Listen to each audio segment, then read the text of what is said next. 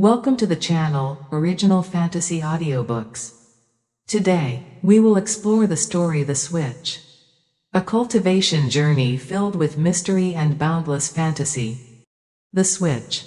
Chapter 1, The Devil's Bargain. The blue glow of the computer screen illuminated Bella Sterling's face. Her expensive contour was ruined by lines of anxiety. Outside the window, darkness smothered the high-end Connecticut estate, where even the silence cost a fortune. Bella bit her manicured nail, staring at a hidden forum on the dark web. Tomorrow, SAT scores would be released.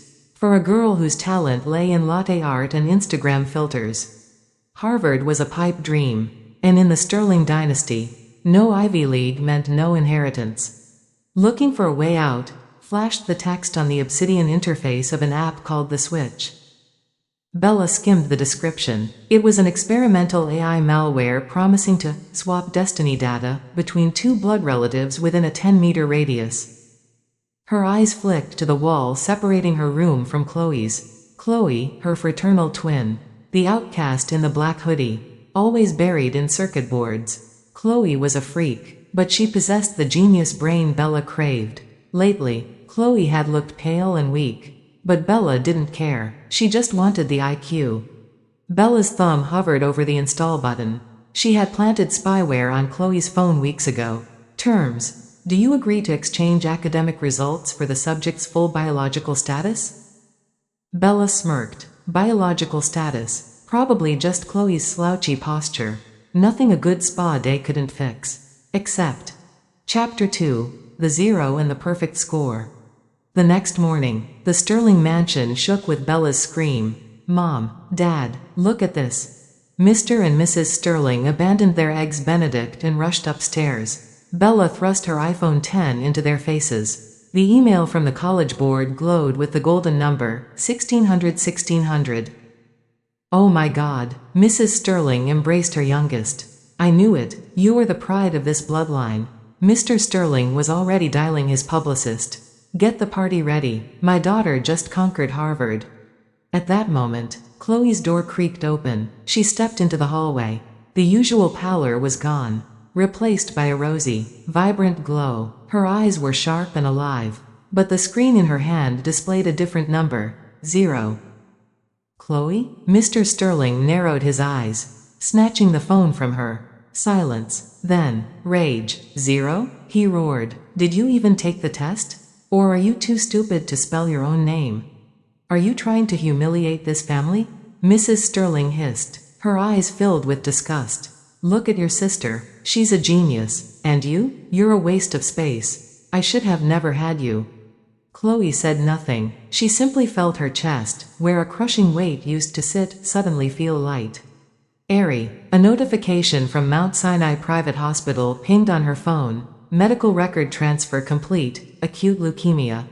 New owner, Bella Sterling. Chloe smiled. It was a cold, terrifying smile. Congratulations, Bella. You deserve everything you just received. Chapter 3, The Gilded Party. A week later, the celebration was the event of the season. Champagne flowed like water. Bentleys and Porsches clogged the driveway. To punish her for the score of shame, the parents forced Chloe to wear a maid's uniform and serve hors d'oeuvres. They wanted her to know her place, at the bottom.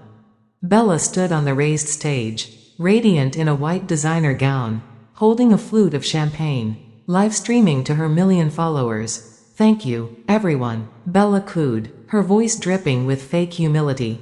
Intelligence isn't magic, it's hard work, and superior genetics. She shot a glare at Chloe in the corner. The crowd applauded. An ant sneered at Chloe as she passed. More ice. Girl, funny how the same womb produced such different quality, isn't it? Chloe set the ice bucket down calmly.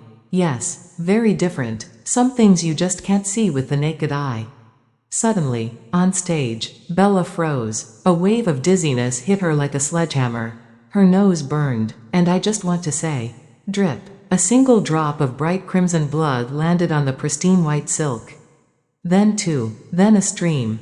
Oh God, Bella, your nose. Mrs. Sterling shrieked from the front row. Bella touched her face. The blood wouldn't stop. It poured. Her eyes rolled back. and she collapsed, crashing onto the stage floor. Live in 4K resolution. Chapter 4.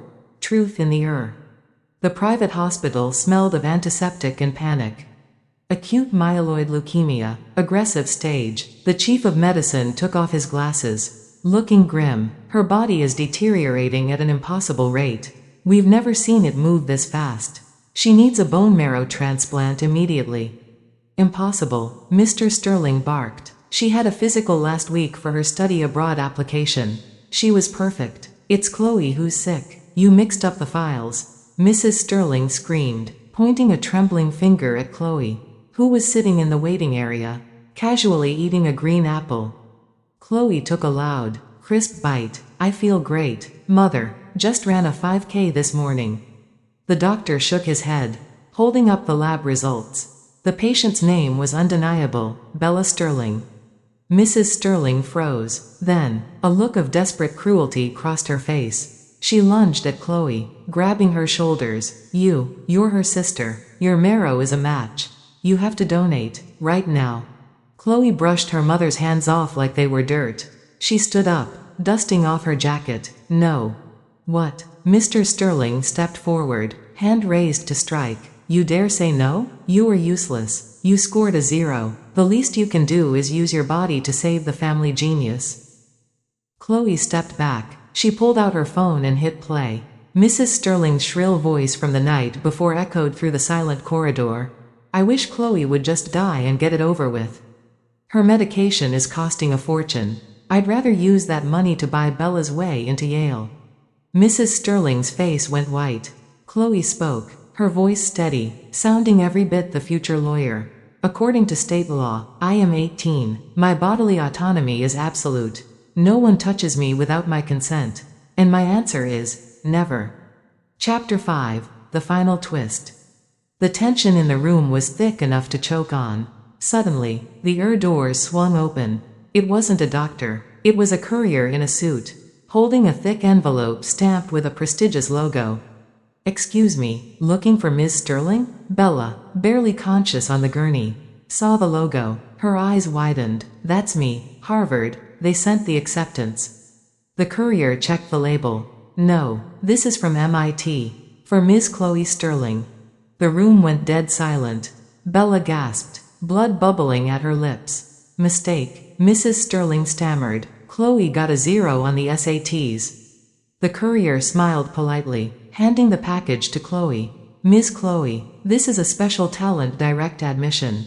The Dean of Computer Science was blown away by the algorithm you wrote last month. You didn't need SAT scores. You were accepted before the test even happened. Chloe took the envelope. She turned to the dying girl on the bed.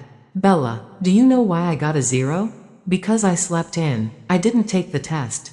She leaned in close, whispering so only the two of them could hear. You used the app. Didn't you? You traded your health for the test results of someone who didn't take the test.